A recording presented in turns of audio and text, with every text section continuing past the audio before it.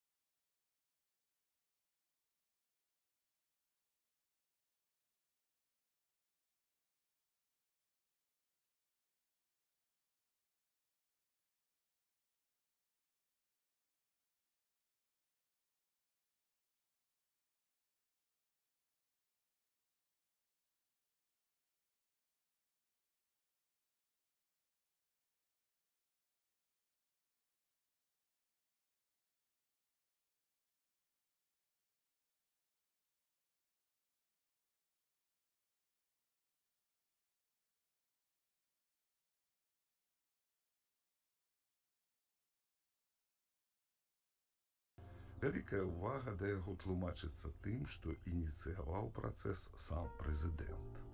І тым, што на лаве падсудных апынулася ажно 58 чалавек. А яшчэ тым, што адзін з іх знаны ў Беларусі краязнаўца і асветнік Алесь Юркоіць. У партызанскім судзе 11 падсудных. 5 з іх у клетцы і ў турме. 6 пад хатнім арыштам, яны прызналі віну і супрацоўнічаюць са следствам. У суд прыязджаюць з дому, могуць хадзіць на працу. Падсудным інкрымінуюць хабар і пагражае вялікі турэмны тэрмін. Перад пачаткам прызнанты стаяць у калідоры кучкай. Тут сама адвакаты, сваякі і сябры непрызнантаў, якіх прывозяць сюды з валадаркі, якія чакаюць працэсу ў ніжняй турме Дому правасуддзя ў стаканах. У пэўны момант калідор перакрываецца кратамі, і за імі мы бачым, як непрызнантаў у кайданках заводзяць у залю, пры кожным 2 ўзброеныя канваіры. Наступнымі ўжо з гэтага боку кратаў і ў іншыя дзверы заходзяць у залю ўсе астатнія, у тым ліку і мы, каго тут называюць прысутствуючымі. Мы не бачылі Юркоіця 20 месяцаў, увесь гэты час ён сядзеў у следчым изолятары. Але, мабыць, важней, што ён упершыню за гэты час пабачыў нас. Вітаемся вачыма, нехта крычыць: «Алесь, трымайся!» Пракурор чытае абвінаваўчае заключэнне, даты, назвы фірмаў, хто каму, колькі, сотні эпізодаў. Разглядаю прысутных у кайданках. Звычайныя з выгляду мужчыны, крыху за 40, усе з вышэйшай адукацыяй, усе сямейныя, без судзімасці. Спакойныя, дружалюбныя. Што яны робяць у клетцы, у аўтазаку, у турме? Чаму іх 5 ахоўваюць 10 міліцыянтаў? Яшчэ невядома, колькі людзей у цывільным з дроцікам ад навушніка за каўняром. Гэтыя ўсе ахоўнікі дачыняюцца міжсобку з мацярком, замест адэкватнасці адстароненасць і гатовасць атакаваць. Не фатаграфировать, не разговаривать. Калі мае вочы сутыкаюцца з вачыма міліцыянта, ягоныя адразу заплываюць плеўкай, як у курачкі. Масавы працэс мытнікаў у краіне не першы і не апошні. Для чаго яны? Калі хабарніцтва на мяжы і сапраўды стала сістэмай, дык трэба мяняць сістэму, а не ладзіць перыядычна гэтыя сумныя шоу. Паэт і шоумен Сева Сцебурака упэўнены, што без культурніцкай дзейнасці Юркойця тут не абышлося. Занелюбіў яго раённы кадэбіст. Усе гэтыя помнікі і памятныя шыльды, беларуская мова, маштабныя скульптурныя пленэры і бясконцыя госці, прэзентацыі, лекцыі па школах, усё, што ён ладзіў па-за працай, кадэбісту муляла. Цягаў і цягаў ён Юркойця на прафілактычныя гутаркі, пасля арыштаваў і асабіста завёз у Менск, чаго асабіста мог і не рабіць. Вёз і ўсю дарогу прыгаворваў. Папаўся, маўляў, дагуляўся. Уяўляю сабе такі быкаўскі сюжэт. Пасля гэтага кадэбіст на падвышэнне пайшоў у вобласць.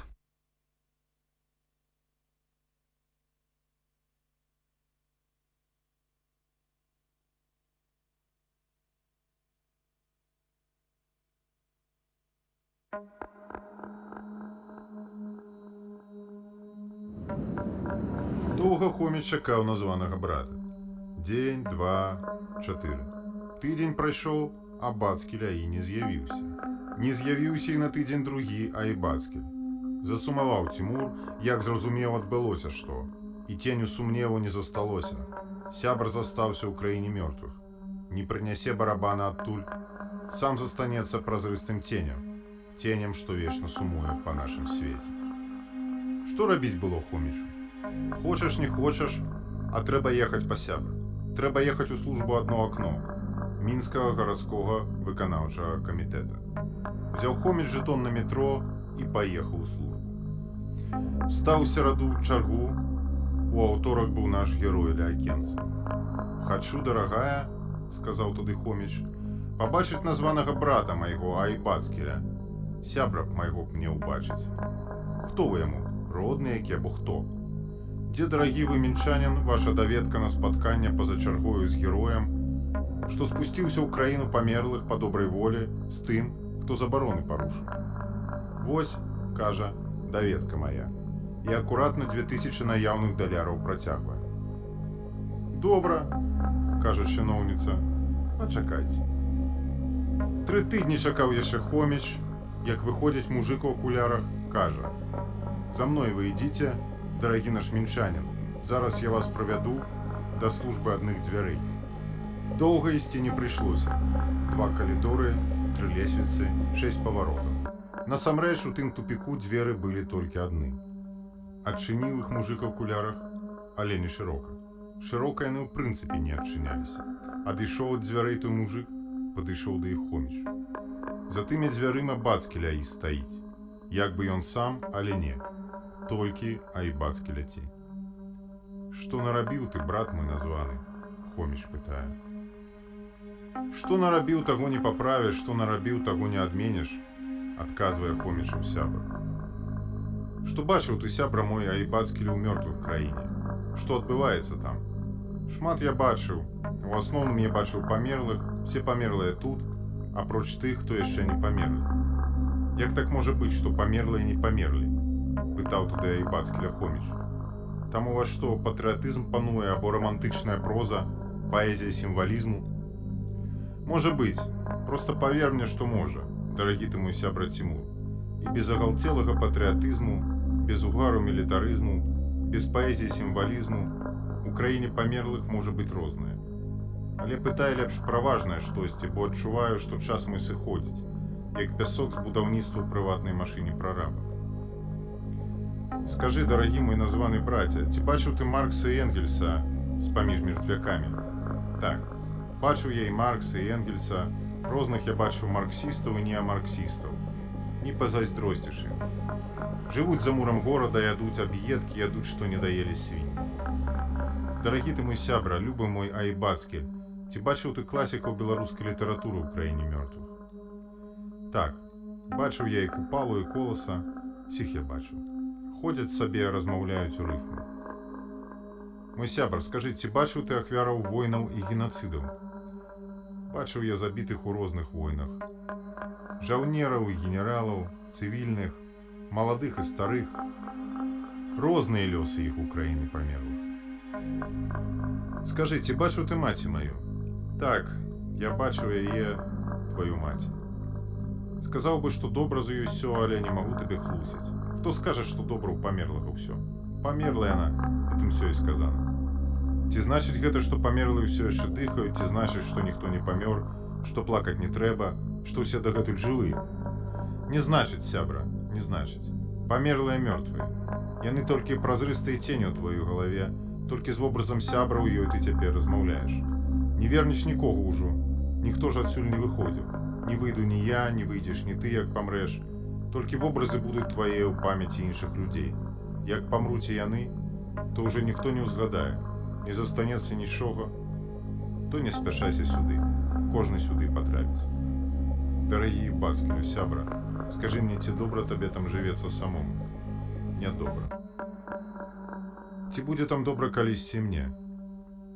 Не будзе тут добра табе, можаш не спадзявацца. Што будзе са мною пасля маёй смерці, дарагі ты мой сябра? Нічога з табою не будзе. Сказаў бы, што не будзе з табой нічога тут добрага, але проста нічога не будзе. Што будзе пасля? Пасля ўжо нічога не будзе.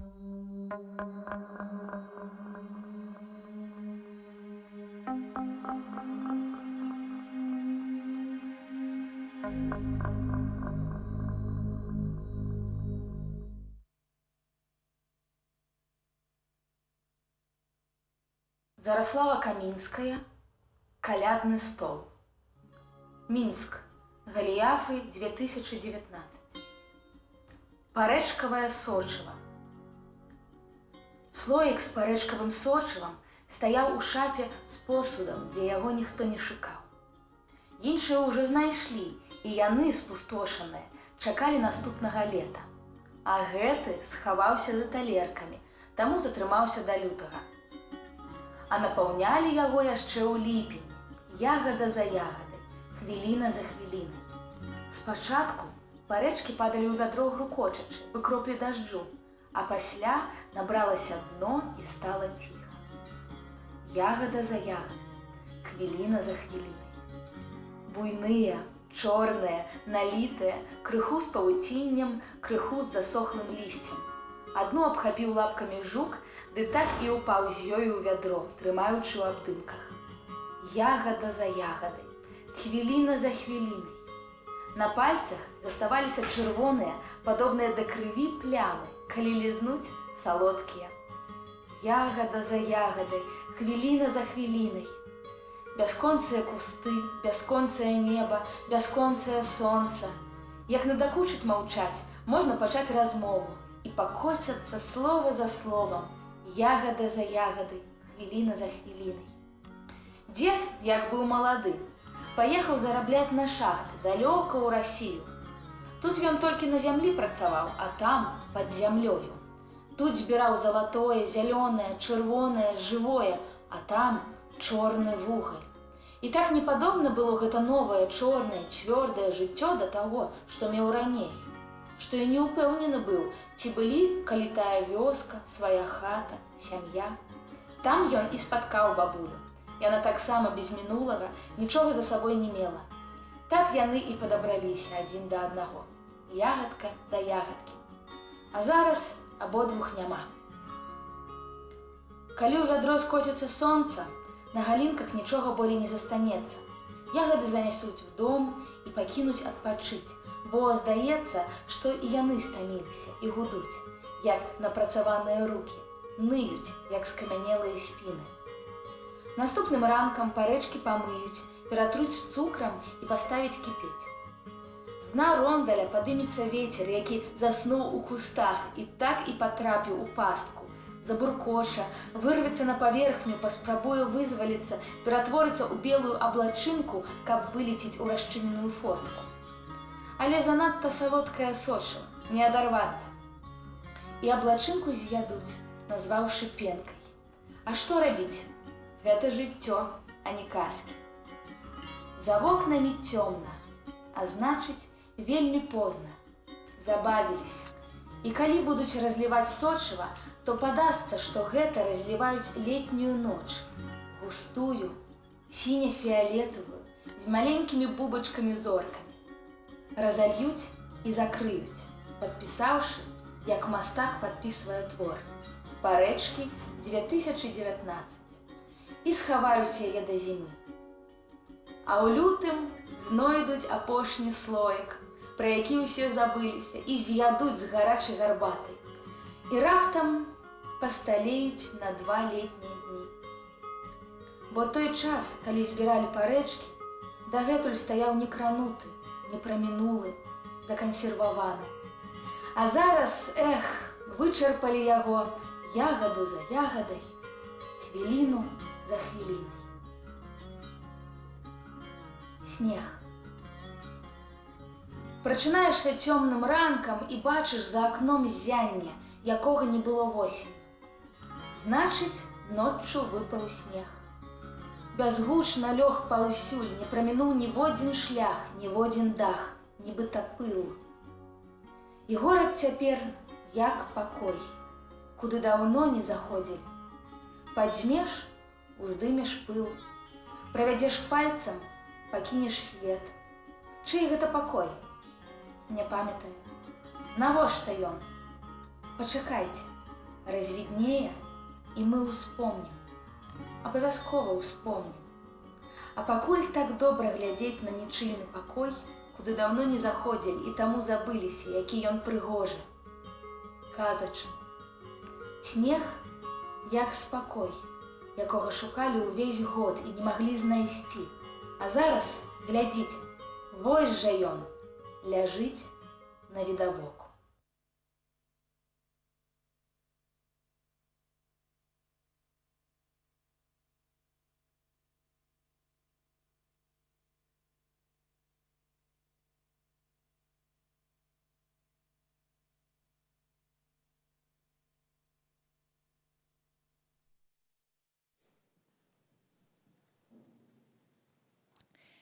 Дарагія сябры, высокія госці, літаратары і прыхільнікі беларускай літаратуры. Шчыра вітаем вас у Варшаве, ва ўрачыстай калоннай зале Варшаўскага універсітэта. Мы, Крысціна Дробыш і Алесь Маўчанаў, будзем весці для вас юбілейную ўжо 10-ю цырымонію ўручэння літаратурнай прэміі імя Ежы Гідройця. Вітаем вас ад імя заснавальнікаў прэміі і яе шматгадовых арганізатараў, Беларускага пэн-цэнтра і Саюза беларускіх пісьменнікаў, а таксама партнёраў прэміі, Беларускай службы радыёсвабода, Еўрарадыё і нашых гасцінных гаспадароў з Варшаўскага універсітэта. Упершыню прэмія ўручаецца не ў Беларусі, але ўручаецца ў прыгожым, гістарычным і сапраўды культавым месцы. І арганізатары шчыра удзячныя гаспадарам за падтрымку, прыязнасць, неабыякавасць да беларускай культуры і проста за салідарнасць з Беларуссю і беларусамі. Запрашаем на гэтую сцэну дырэктара Цэнтра даследаванняў Усходняй Еўропы Варшаўскага універсітэта прафесара Яна Маліцкага.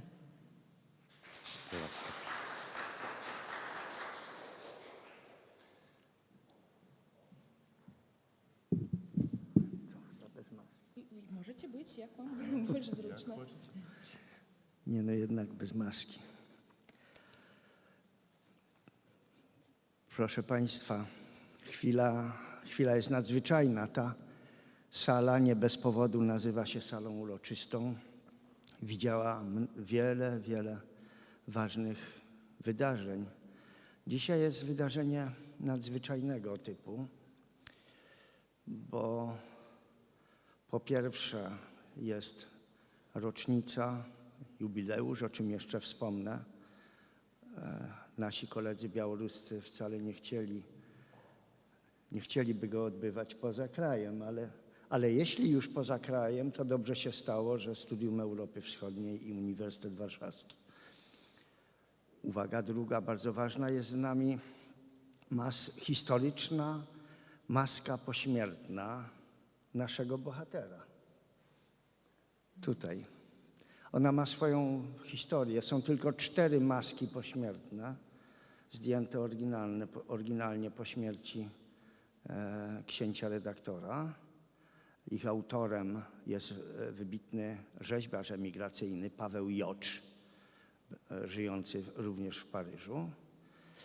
A ta maska, którą tu Państwo widzą, jedna z 4, należała do wspaniałego literata, historyka, rzeźbiarza Andrzeja Strumiły, który był w bliskich kontaktach z redaktorem. No i na 20. rocznicę śmierci udało się umówić z córką Andrzeja Strumiły, bo Andrzej Strumiło wiosną zeszłego roku zmarł i ta maska jest w depozycie na Uniwersytecie Warszawskim. Jest po raz pierwszy pokazana publicznie na waszej właśnie uroczystości. No właśnie i co by powiedział Jerzy Giedroyć dzisiaj, gdyby obudził się ze snu i popatrzył na to wszystko, co się dzieje? No niewątpliwie powiedziałby, że należy robić to, co na szczęście robimy, to znaczy pomagać naszym przyjaciołom, braciom i sąsiadom białoruskim w ich starciu z reżimem i w ich walce o wolności. Na szczęście, na nasze i na wasze szczęście, Polacy jeszcze nie zapomnieli, że można nie mieć wolności, dzięki czemu czują was bardzo dobrze. Szanowne spadarstwa, chciałby serdecznie powitać spadarniu Tatianu Niadbaj i uwieść białoruski pen klub u Warszawie. Chciałby tak samo wykazać swoją radość, że świadkowanie 10. jubilejnej premii Jerzy Giedroycia odbywa się tu, u Kołonnej Zali, u Warszawskim Uniwersytecie. Literaturna premia imienia Jerzy Giedroycia, dziękujący wydatnemu charakteru swojego patrona, zjawiaється uznaharodnej wielkiego autorytetu. Jeszcze raz witaję wszystkich i winszuję будущих laureatów. Dziękuję. Dziękuję. Szczerze dziękuję.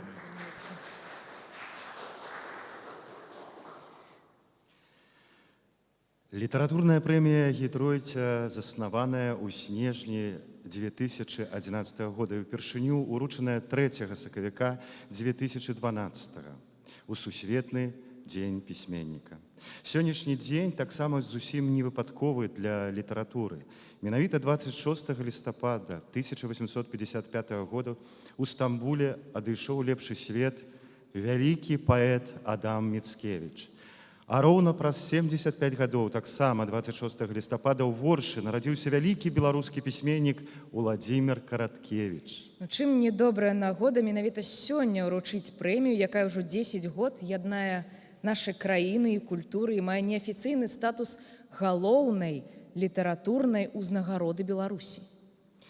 Прэмія Гідройця прысуджаецца за найлепшую кнігу, выдадзеную ў папяровым або электронным варыянтах, у папярэднім годзе на беларускай мове ў жанрах мастацкай і дакументальнай прозы.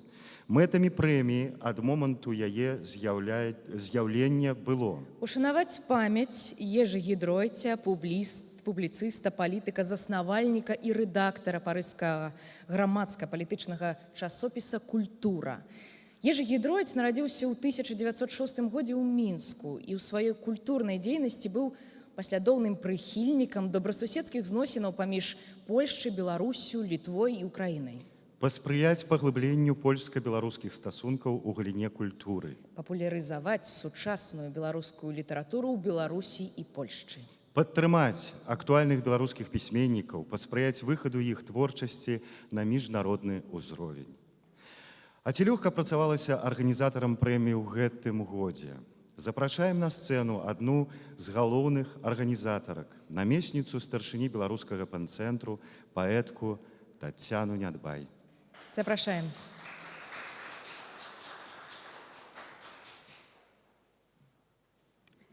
Вітаю вас, шановні сябры. 10-я прэмія Гідройця і 5-я, да арганізацыі якой спрычыняюся непасрэдна я.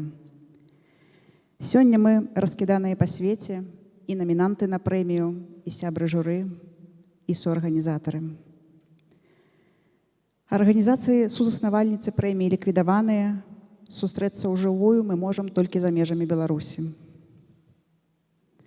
Але гэта ўсё я ўспрымаю не толькі як складанасць, якую трэба пераадолець, але і як адзнаку за нашу пазіцыю, за пазіцыю нашых сяброў і партнёраў.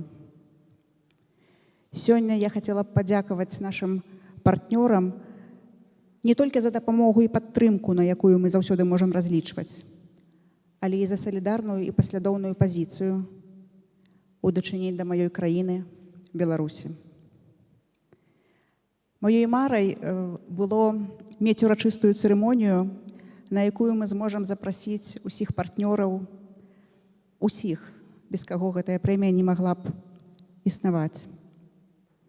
І вось сёлета, апынуўшыся тут, у шыкоўнай зале, za co dziękuję bardzo, panie profesorze. My nareszcie możemy ruszyć hidrojcę компанії партнерów. Називається «Бойтеся своїх марів», але рада вітати вас, шановні сябри. Сьогодні я скоректую свою мару і хотіла б, каб праз год ми з вами зустрілися у Мінску на наступній урочистій церемонії. Ми не спиняємося, ми працюємо далі. Білоруська література сьогодні з'являється нашим скарбом, одной з наших найвышэйшых каштоўнасцяў, якая дапамагае захавацца і незалежнай дэмакратычнай Беларусі. Дзякуй. Дзякуем, спадарыня. Я думаю, што можна памарыць разам. Калі марыць разам, то яно дакладна здзейсніцца.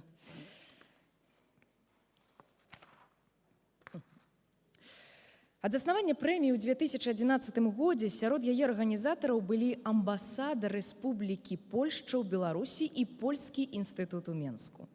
І нам вельмі прыемна, што ў залі прысутнічае надзвычайны і паўнамоцны амбасадар Рэспублікі Польшча ў Рэспубліцы Беларусь Артур Міхальскі. Serdecznie zapraszamy, panie ambasadorze.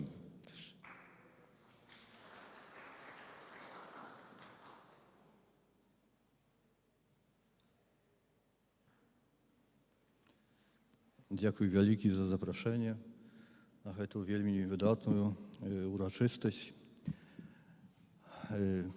Дарагія беларускія сябры, мы сустракаемся ў складаны час. Амаль 1000 чалавек, мы ўсіх іх ведаем пайменна, знаходзіцца ў зняволенні ў Беларусі толькі і за тое, што такім альбо іншым чынам, але заўсёды мірна, яны паказалі, наколькі для іх важна свабода чалавека, свабода сваёй радзімы. Сотні тысяч чалавек апынуліся за мяжой толькі таму, што вымушаны былі uciekać od переследу albo тому, что не бачать перспективаў для годнага жыцця для сябе і для сваёй сям'і.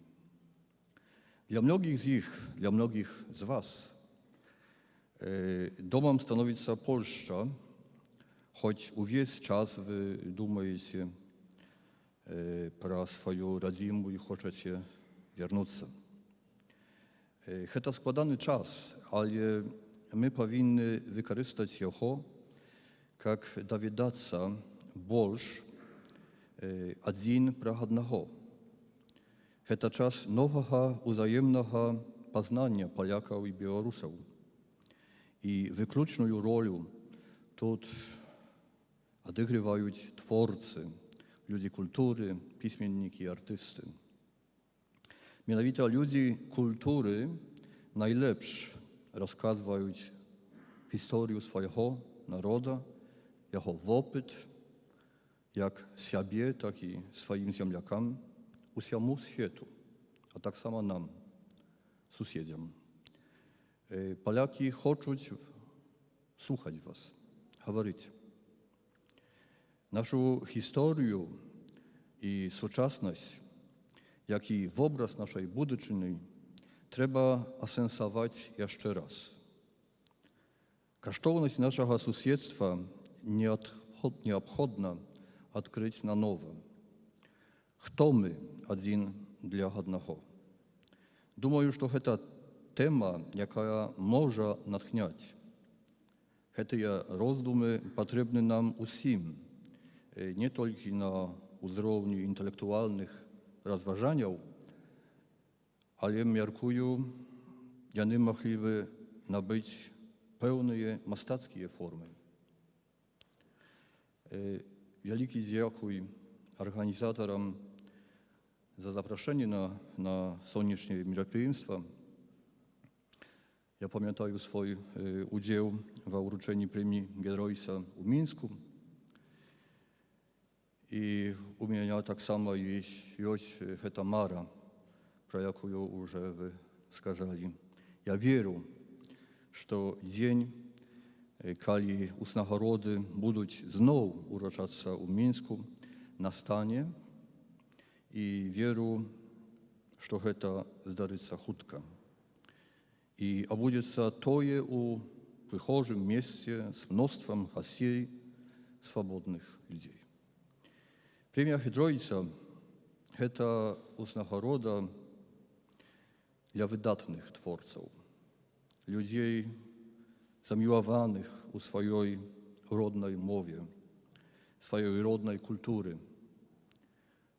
Ад усяго сэрца віншую усіх намінантаў і, канечне, пераможцаў.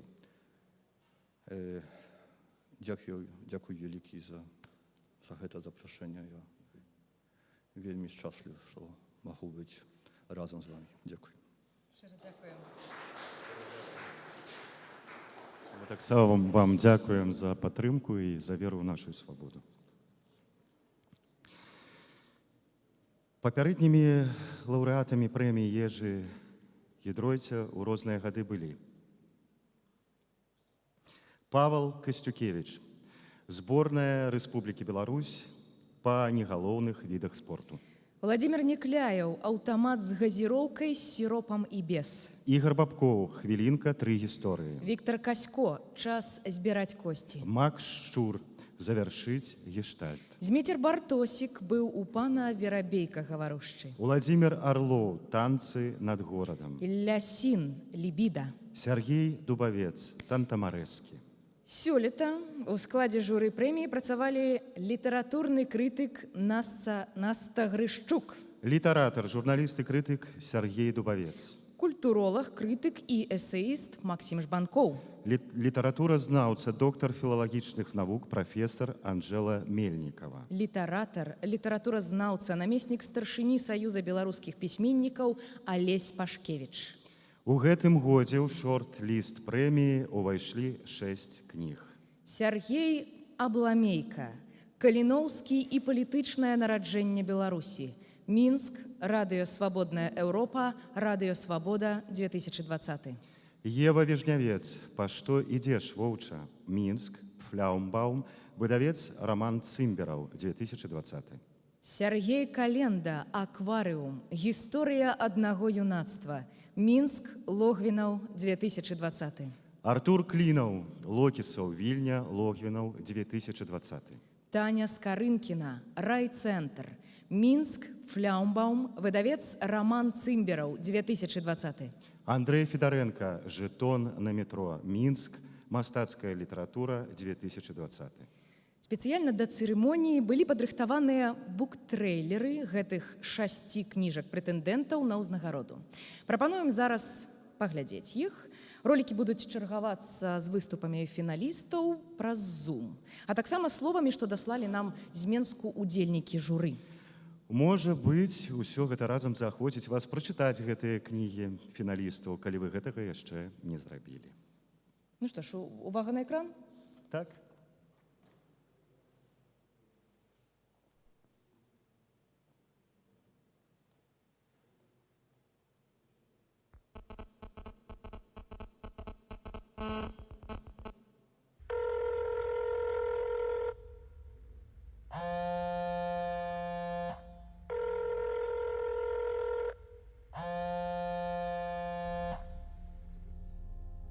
Ужо ў самым пачатку першага ліста, які Каліноўскі даслаў з турмы ў газету «Глос з Літвы» як артыкул, ён адмяжоўваецца і ад расейцаў, і ад палякаў.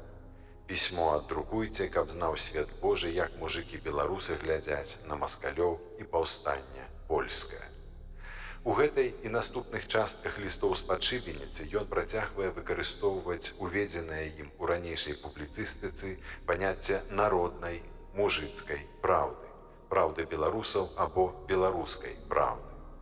Ты, народзе вялікі і чэсны, праўдай ім адкажы, калі за нашу праўду Бог нас стаў караці, но не жаль загінуць за тваю праўду. Беларуская праўда, ідэя, рацыя, права, справядлівасць выступае ў лістах пад 3 фармулёўкамі: праўда, твая праўда, наша праўда. Пара прыналежных займеннікаў «твая, наша» паказвае, што Каліноўскі назаўсёды залучыў сябе да ліку беларусаў, ад імя якіх і да якіх ён піша лісты. Пасля гэтага маніфесту абвясціць Каліноўскага некім іншым проста немагчыма. Гэта поўнае нацыянальнае ўсведамленне і атаясамленне сябе з беларускім народам. Ён піша ад імя мужыка-беларуса і на ягонай мове, па-беларуску.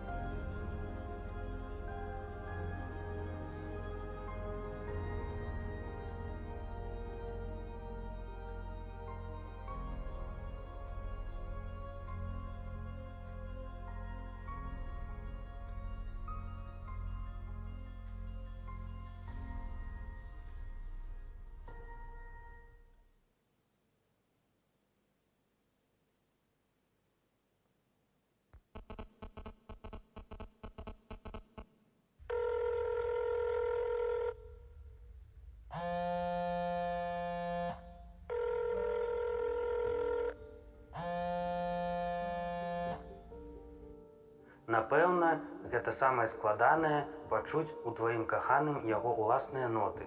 Не сваю, прапісаную паміж яго вачэй гаму, гатовую песню альбо мелодыю, якая так добра адпавядае вашым адносінам, а яго прыватныя гукі, датычныя толькі яго. Самае складанае гэта пачуць яе як ёсць, з усімі гэтымі дзіўнымі гукамі ў прыбіральні і ў ванным пакоі, з характэрным для яе прыцмокваннем падчас абеду, смяшкамі, калі яна гутарыць па тэлефоне. Зразумець, пачуць і палюбіць гэта. Калі гідка і брыдка, калі яна ў ложку можа пукнуць, гэта тады не пра каханне. Бо я дакладна ведаю, што калі яна не будзе пукаць у сне альбо пасопваць, як маленькая медведзяня, я не змагу кахаць шчыра на ўвесь аб'ём свайго сэрца. Усё пачалося з доўгіх шпацыраў і размоў з кавай ды музыкай.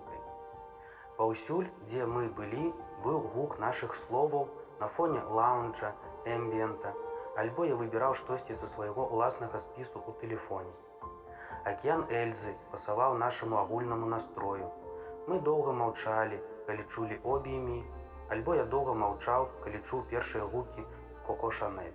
Мы ездзілі разам у машыне і скандавалі «Вставай, міла моя, вставай!»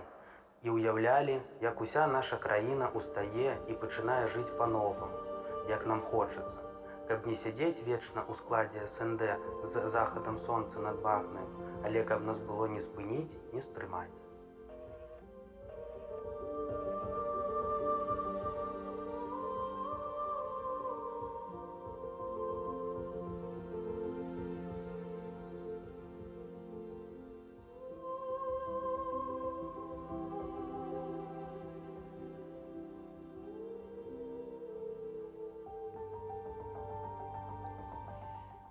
Акрамя класічнай пляцоўкі, на якой мы зараз з вамі знаходзімся, у нас яшчэ сёння ёсць магчымасць, скажем, такой адмысловай онлайн-пляцоўкі, куды мы маем гонар і магчымасць запрасіць аўтараў.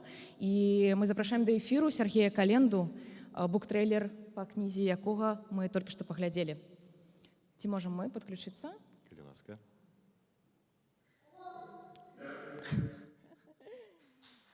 Добрага вечара, Сергей!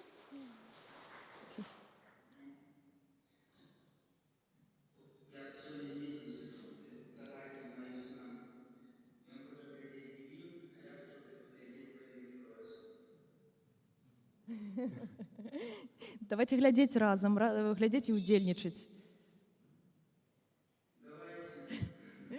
Мы рады бачыць вас у эфіры тут з намі.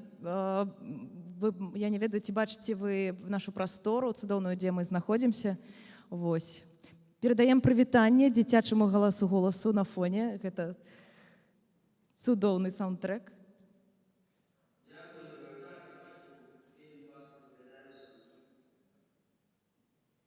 Цудоўна. Можа, вы маеце што сказаць з нагоды прэміі ўвогуле ці імпрэзы, на якой мы сёння знаходзімся, бо яна і незвычайна, яна юбілейная, 10-я, і незвычайная тым, што яна праходзіць не ў Менску, а ў Варшаве. Вось, і тым, што ось такая у нас паралельныя дзве пляцоўкі, і онлайн, і офлайн. Будзем рады пачуць ад вас парачку цёплых словаў.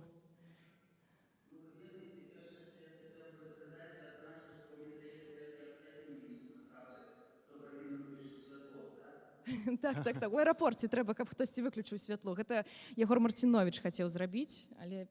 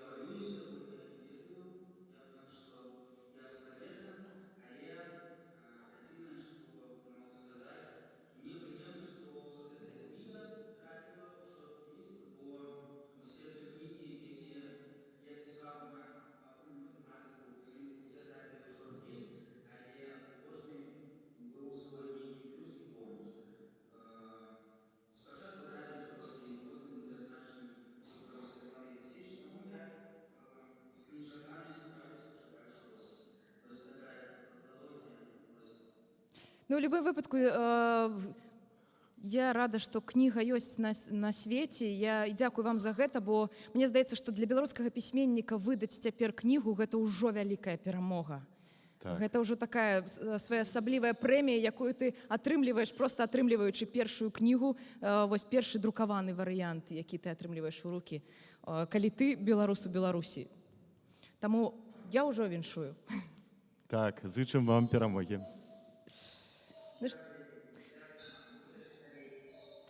Ну што ж, добра, мы тады пераходзім далей, заставайцеся з намі ў эфіры. Не стрымлівайце сябе, Сергей нас чуе. Ну, а мы працягваем у сваю чаргу знаёміцца з буктрэйлерамі. Ну, як звычайна, увага на экран. Так, калі ласка.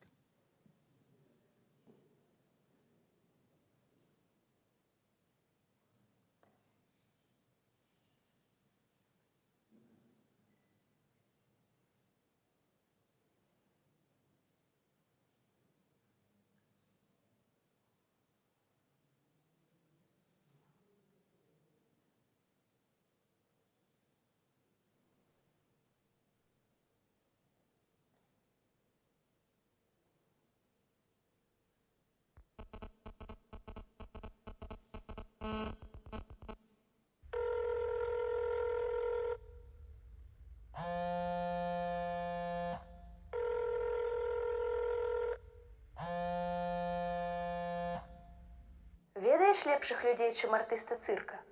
Вось запішы гэта абавязкова, што лепшых на зямлі няма людзей. У Розы наварочваюцца слёзы, але хутка яна супакойваецца, акторка валодвае эмоцыямі. Гэта адна сям'я. Калі грошай няма, дадуць. І калі кажуць: ой, яны п'яныцы ўсе, не вер.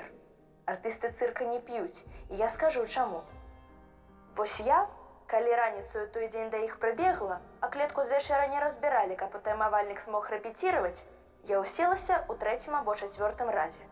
Я ж закахалася, так на яго толькі хацела глядзець.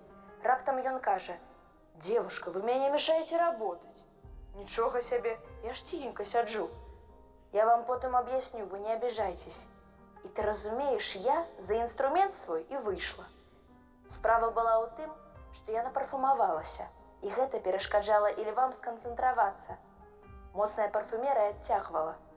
А ведаеш, я нават аднойчы ў клетку заходзіла да драпежнікаў. Прашу яго аднойчы. Завядите мяне ўнутр, калі ласка. Ён кажа: хорошо, но держаться только возле мяне очень близко и смотреть. Если лев рыкая, это не страшно. Но если он на тебя внимательно смотрит, это страшно.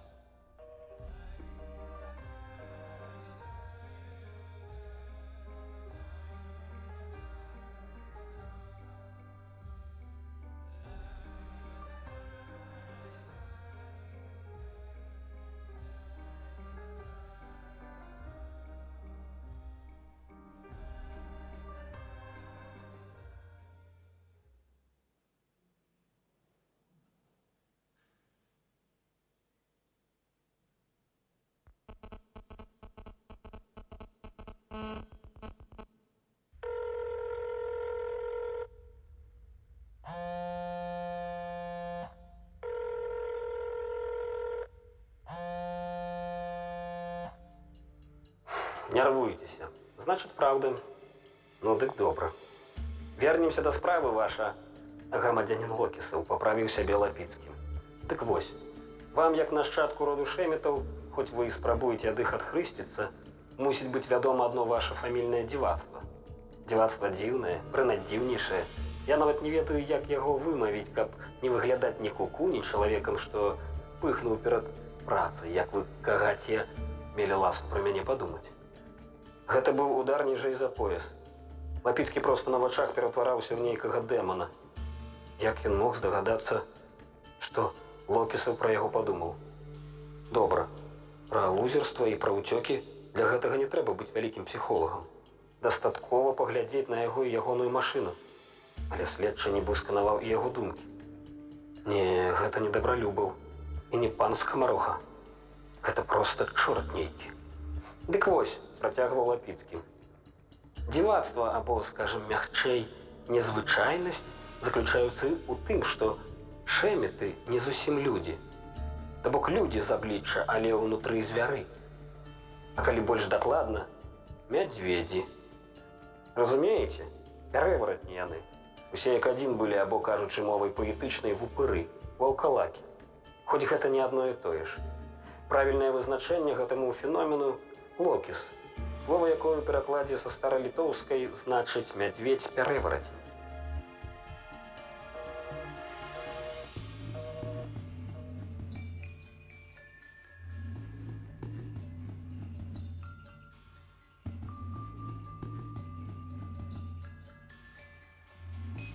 Ну і зараз, спадзяюся, нас чакае сустрэча з аўтарам праз Zoom, Артур Клінаў. Павітаем яго.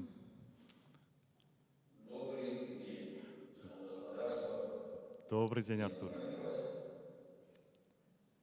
Добрый день, Артур.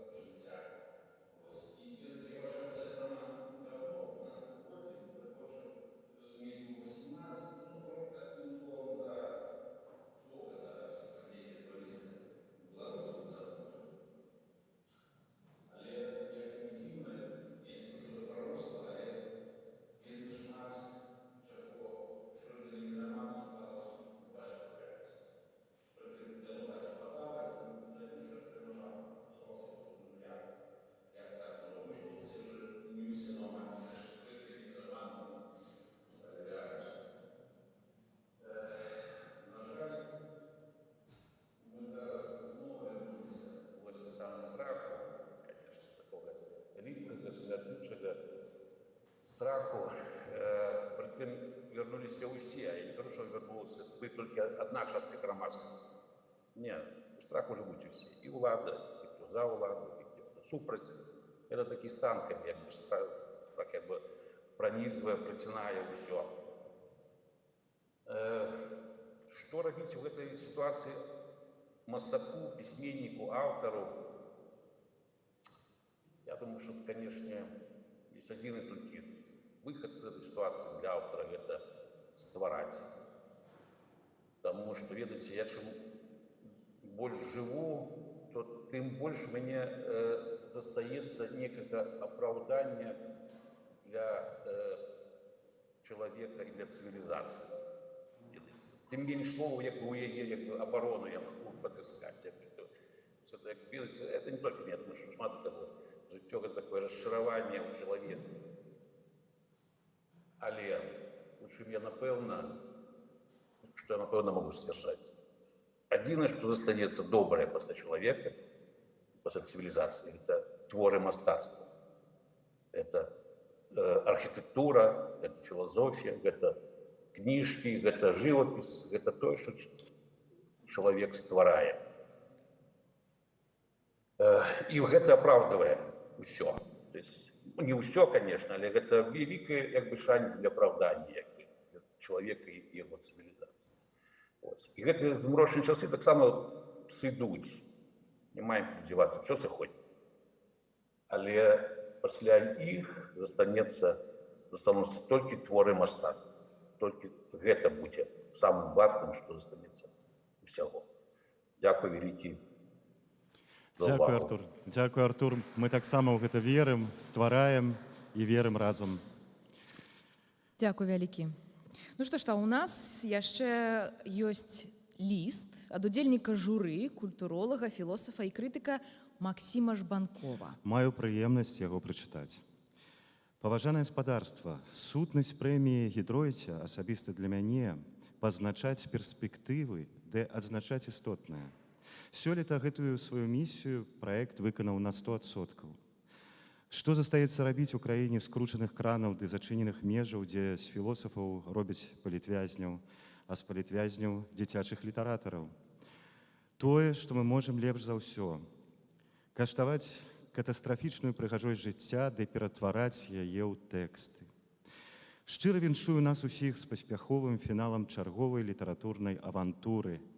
Мы ўсе разам, аўтары, арганізатары, журы, зноў зрабілі сваю дзіўную справу, знайшлі свабоду думкі ды энергію выказвання там, дзе яны апошнім часам здаваліся немагчымымі.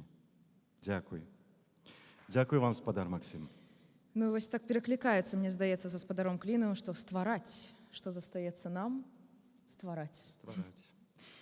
Ну што ж, даўно ў нас не званілі, здаецца, смартфоны беларускіх літаратараў, таму я запрашаю зноў вас да экранаў.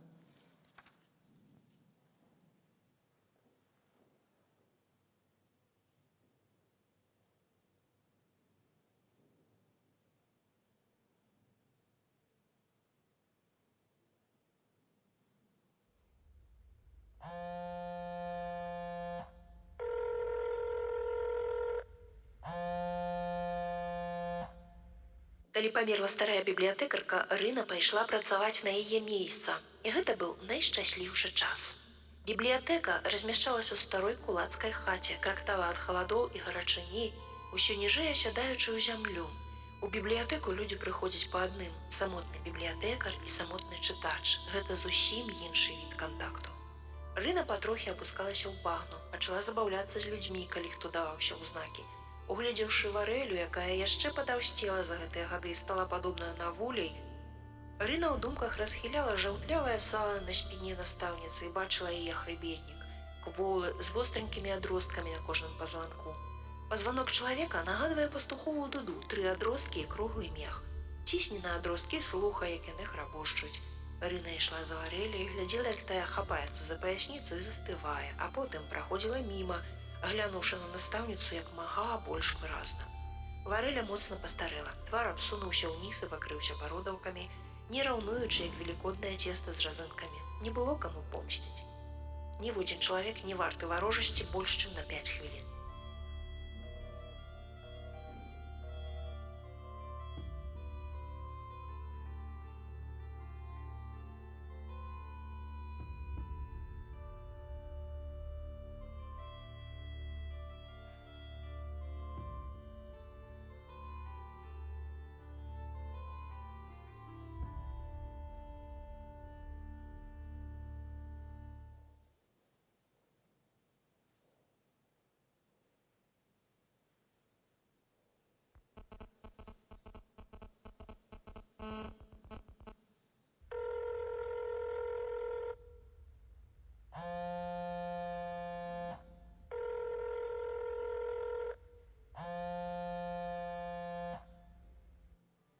Дзіўна, што нас палохае будучая смерць, але не палохае мінулае. Нас жа не было раней, да нараджэння. Мы ўжо як мінімум адзін раз былі мёртвыя. Колькі часу? Столькі, колькі нас не будзе, вечнасць. Цэлую вечнасць мы былі мёртвыя. Значыць, мы ўжо адзін раз прайшлі бясконцасць і ўваскрэслі з яе. Я не вельмі перажываў, калі мяне не было, я нават не магу сказаць, колькі мяне не было. І гэта наўрад ці ад таго, што чалавечы розум не ў сілах ахапіць бясконцасць. Хутчэй ад таго, што бясконцасць круглая. Акрамя часу, а смерць усяго толькі адсутнасць часу, які існуе рэальна і з'яўляецца ўласным жыццём, ёсць яшчэ цыкл. Толькі гэтыя дзве несумненныя ісціны мы можам назіраць і адчуваць. Цыкл і час. Вечар, ноч, раніца, дзень, восень, зіма, вясна, лета і так па крузе. Мы ведаем, што ўвосень усё засынае, а вясной абуджаецца.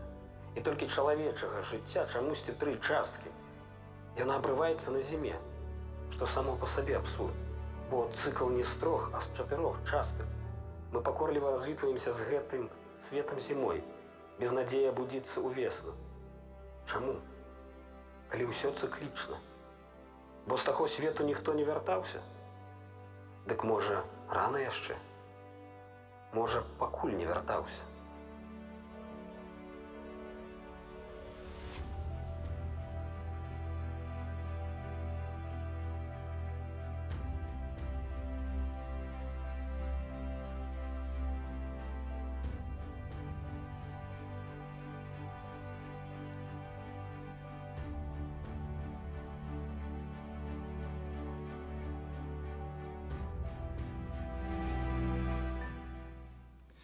Першым будуць уручаныя 3 галоўныя ўзнагароды прэміі Гідройце. Мы маем прыемнасць абвесціць, што сёлета прэмія мае спецыяльны прыз ад Еўрарадыё, якое таксама выбрала найлепшую, на сваю думку, кнігу з 6 фіналістаў.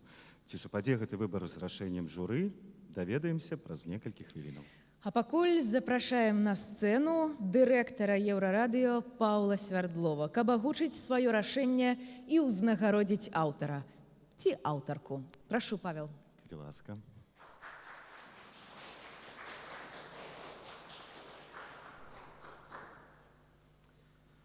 Усім прывітанне. Я хочу сказаць, што мы выбралі, безумоўна, не самую лепшую кнігу, так казаць нельга. Мы выбралі самую кароткую кнігу дзеля таго, каб яе ўзнагародзіць. І зараз я патлумачу, чаму.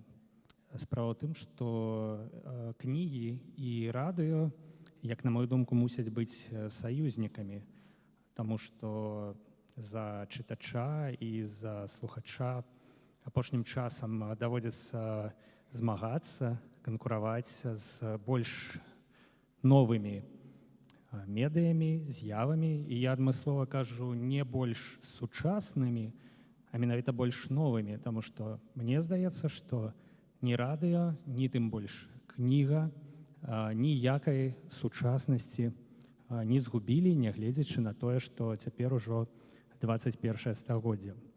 Дык вось, калі мы саюзнікі, дык немагчыма не адзначыць відавочную рэч, што літаратура і радыё перасякаюцца ў такім жанры, як аўдыёкніга.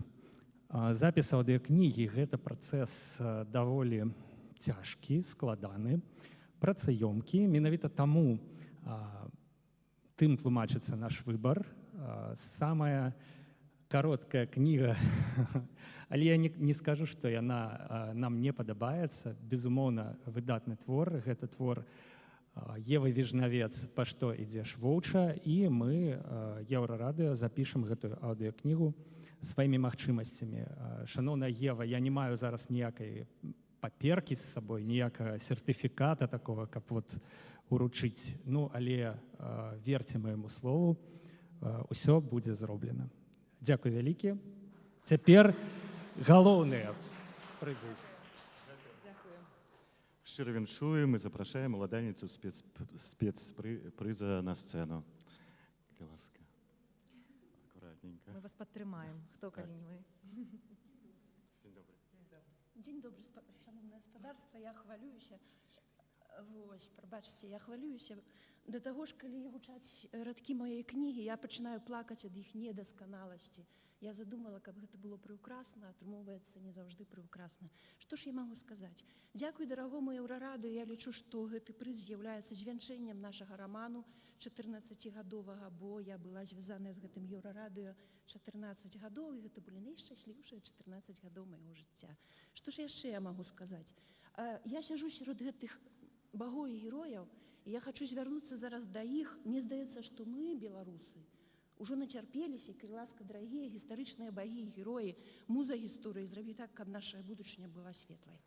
Вось усё, што я магу сказаць. Дзякуй. Магу ісці? Можете застацца з намі, мы не супраць.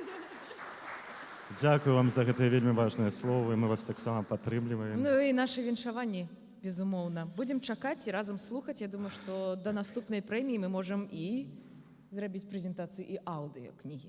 Дзякуем. Так, вядома. Кожная, напраўду, урачыстая цырымонія мае такі прыемны момант, калі можна і варта дзякаваць усім, без каго сённяшняя падзея не адбылася б. Ад імя беларускага пэн-цэнтра шчыра дзякуем шматгадовым партнёрам і суарганізатарам, Саюзу беларускіх пісьменнікаў, найстарэйшай у Беларусі творчай арганізацыі, што і як беларускі пэн была нядаўна ліквідаваная уладамі. Дарагія сябры, дзякуй за ўсё, што вы робіце.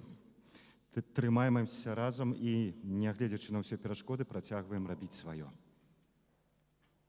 Самыя цёплыя словы падзякі еўрарадыё і асабіста Паўлу Свердлову, а таксама беларускай службе радыё «Свабода». Вялікі дзякуй за дапамогу выдавецтву «Галіяфы». І вядома ж, сардэчна дзякуем Цэнтру даследавання ўсходняй Еўропы, асабіста прафесару Яну Маліцкаму, а таксама Варшаўскаму універсітэту і яго гістарычнаму факультэту за гасціннасць. А цяпер самая пара узнагароджваць прызёраў. Пачынаем з 3-го месца.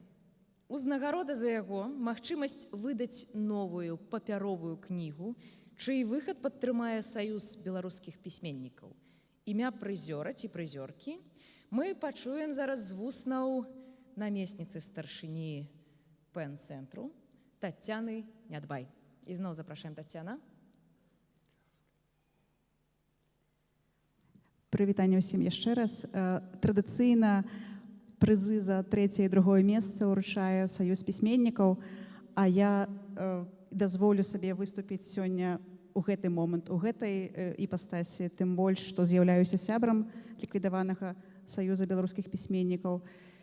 І цяпер галоўнае не пераблытаць месцы.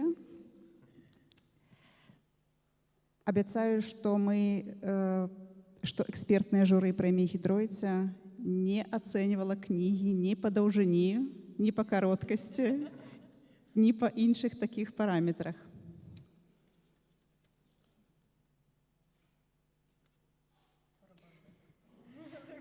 Трэцяе месца. За натхнёны і пераканаўчы расповед пра палітычнае нараджэнне Беларусі і беларускай нацыі атрымлівае кніга Сергея Абламейкі «Каліноўскі і палітычнае нараджэнне Беларусі». Мінск, Радыё Свабодная Еўропа, Радыё Свабода.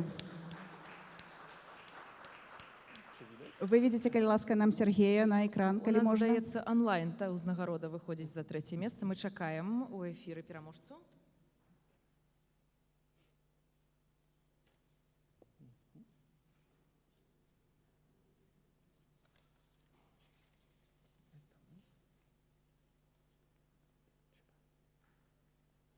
Я тут. Сергей, віншаванне з узнагародай за 3-е месца. Калі ласка, вам слова. Дзякуй.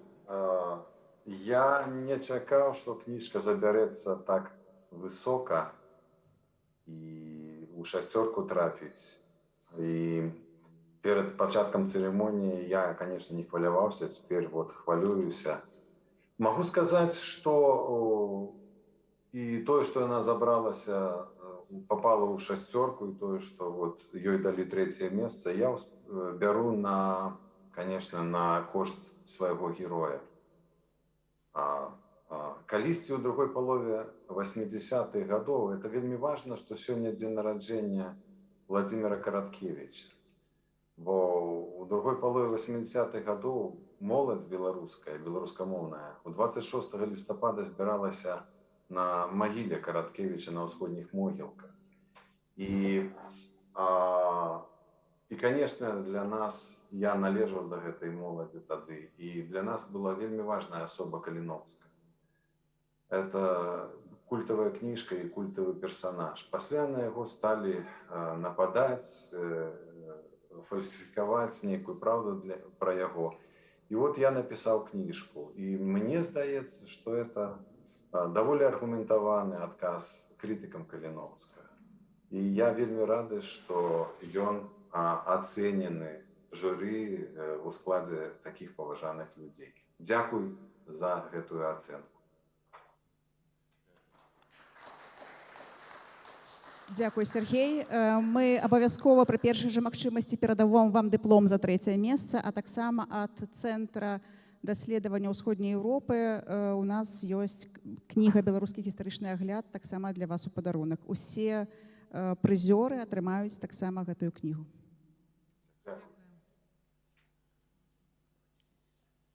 Ваши аплодисменты. Віншуем.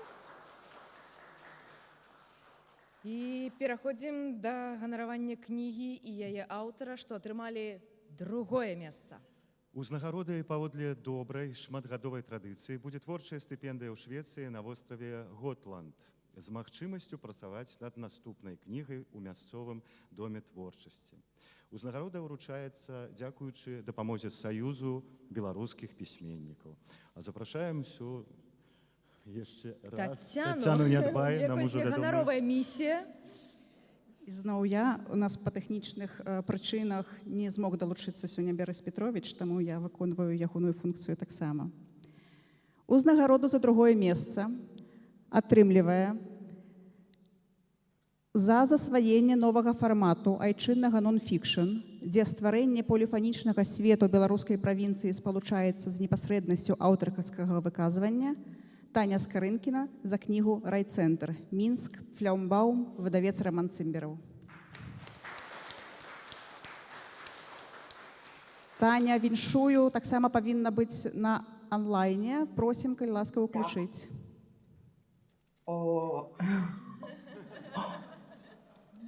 А уже чуваць мяне? Чуваць? Чуваць. Усім... я не шакала зусім. Я і ў кароткі спіс не думала, што патраплю, а што 2е месца. Дзякуй вялікі. Не ведаю нават, што сказаць. Вельмі я хвалююся. Напэўна, трэба пра кнігу сказаць нешта, але кніга такая выпадковая. Я ж не думала, што я пісьменніца, а толькі вершы пісала. І тут так кніга атрымалася адна, і тады я не патрапіла ў 3, а я так хацела. Цяпер гэта адбылося, вельмі я шчаслівая. Усім дзякуй, хто прычыніўся. І асобны дзякуй за ролік. Мне вельмі спадабаўся пра Розу Леапольдаўну, якая насамрэч Аўрора Леанідаўна. Так што я не ведаю, калі гэтую Швецыю патраплю. Напэўна, хутка, я не ведаю, як там што. Мы звяжемся абавязкова як мага хутчэй і спадзяюся, што ўсё атрымаецца як мага хутчэй. Я люблю гэтую краіну. Дзякуй вялікі ўсім. Всіх кахаю і люблю. Наши аплодисменты вам. Я спадзяюся, што вы чуеце іх. Чую. Цудоўна. Наше віншаванне, аплодисменты. А мы пераходзім да 1е месца. Ну і, канешне, спачатку мы яшчэ раз павіншуем Тацяну, прызёрку з удалай кнігай, магчымасцю паехаць на творчую стыпендыю. Мне здаецца, што ў сённяшніх умовах гэта неацэнная дапамога любому літаратару, пісьменніку з Беларусі тым больш. Усяго некалькі дзён таму наш леташні прызёр Андрэй Адамовіч абвясціў у інтэрнэце, што паспяхова з'ездзіў на Готланд і паспеў напісаць там сваю новую кнігу, чаго і вам жадаем. Спадзяемся, што так. І сёлетняй прызёрцы будзе добра і натхнёна пісацца на стыпендыі.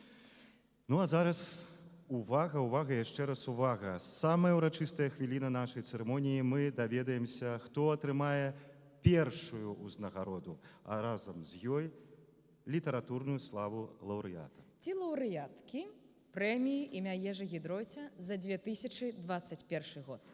Агучыць рашэнне журы і ўручыць прэмію першая на месяцы беларускага панцэнтра ўжо ўсе вядомы. Літаратарка Тацяна Нядбай. Ваши аплодисменты.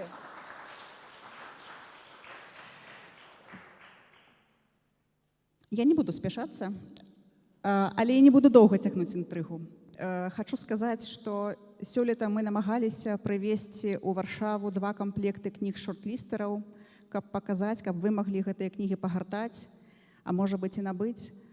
На жаль, перавоз кніг праз мяжу сёлета выявіўся для нас непасільнай задачай. Было некалькі спробаў, ніводнай не ўдалася. Я думаю, што мне хочацца згадаць гісторыю пра кніганошаў, гісторыю з 19 стагоддзя. І мне здаецца, што сёння мы ўсе, і суарганізатары, і спонсары, і партнёры, і літаратары, безумоўна, усе такія кніганошы, якія кантрабандай вязуць каштоўнасці.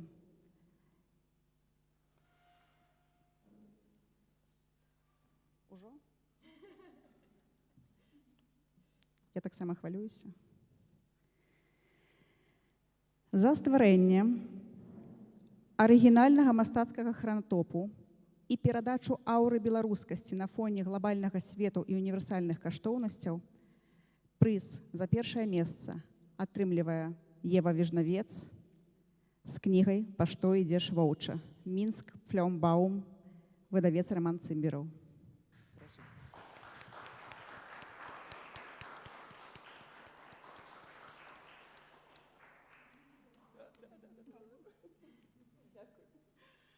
Дякую, вялізна.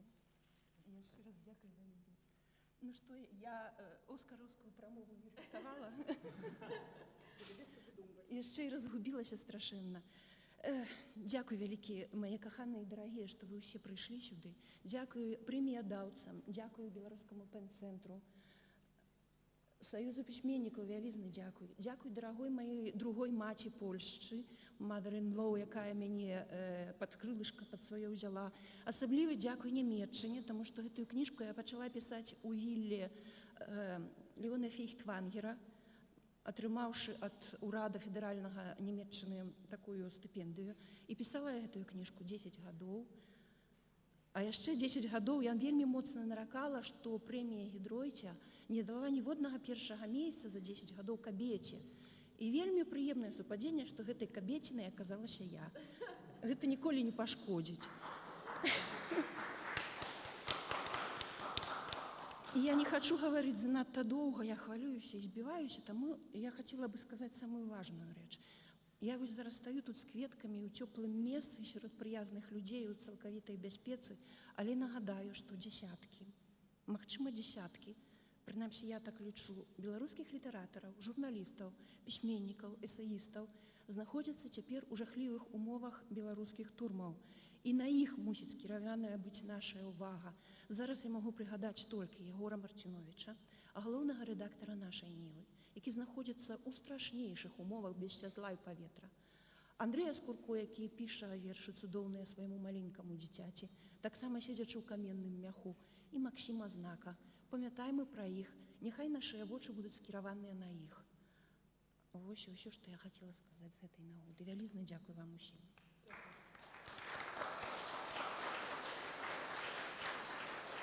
Дякуем, Тацяна. Ну што ж, Дзякуем, хачу падтрымаць слова Тацяны, свабоду палітвязням, свабоду нашай краіне.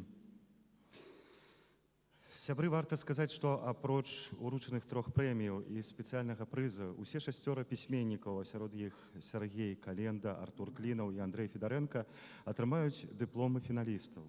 Адсутныя на цырымоніі літаратары атрымаюць іх поштай. Шчыра ўсіх віншуем. Ну а наша цырымонія падыходзіць да завяршэння. Напрыканцы мы маем гонар і прыемнасць яшчэ раз выразіць вялікую ўдзячнасць камандзе прэміі Гідройця, якая ў гэтым сезоне, як і раней, рупліва працавала над тым, каб яе падрыхтаваць і ўручыць. І сёлета з цалкам зразумелых прычын мы не пералічваем гэтую каманду па імёнах. Але давайце гучнымі воплескамі прывітаем сучасных партызанаў беларускай культуры.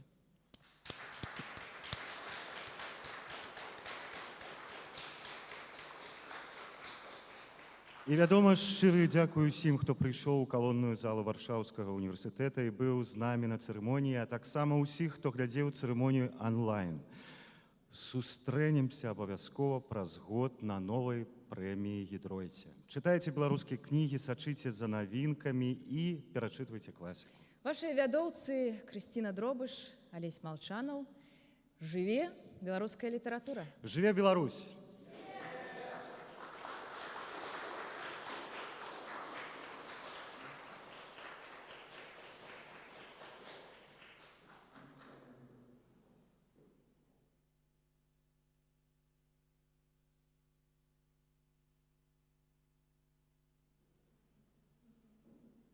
І так, як асобная кропка, гэта ўжо ўсё.